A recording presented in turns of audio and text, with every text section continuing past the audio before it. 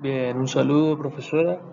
A continuación le voy a hablar del teorema de la superposición que se usa en el análisis de circuitos eléctricos para facilitar el estudio de un determinado circuito de comportamiento lineal.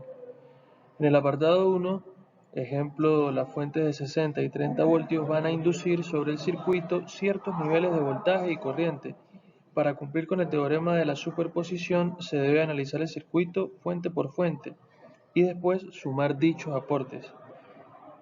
Al apagar una de las fuentes, el circuito actúa como filamento. Los valores totales con las fuentes encendidas son de 21,82 voltios a través de R2 y su corriente es de 0,218 amperes. Cumpliendo con el teorema y como se muestra en el apartado que está a la derecha en la parte superior, se apagó la fuente de 60 voltios generando valores de 5,455 voltios y 0,055 amperes. En el apartado inferior desconectamos la fuente de 30 que generó voltaje de 16,364 voltios y 0,164 amperes. Haciendo una sumatoria de ellos, obtenemos los valores arrojados en la simulación del apartado con ambas fuentes encendidas. Es decir, se cumple el teorema. Bien, en el montaje 2, el teorema de Thevenin, que se aplica en circuitos lineales, dice que a una carga o resistencia se le puede buscar un equivalente para modelar toda una red circuital.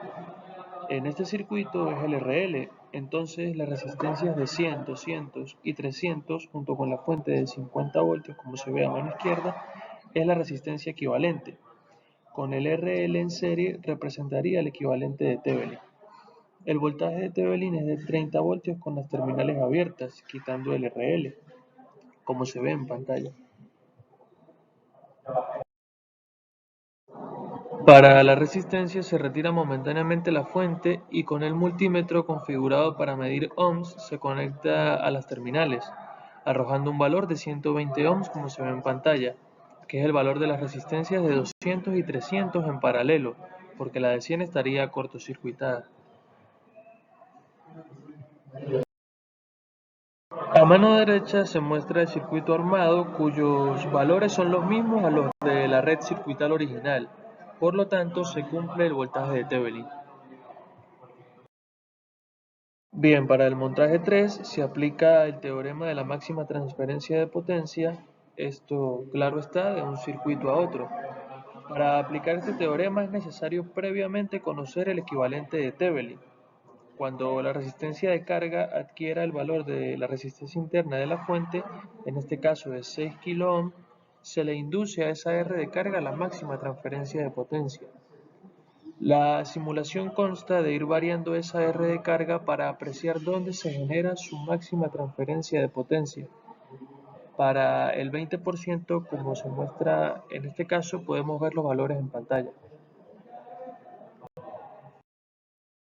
Así sucesivamente el valor aumenta a medida que nos acercamos a 6 kΩ.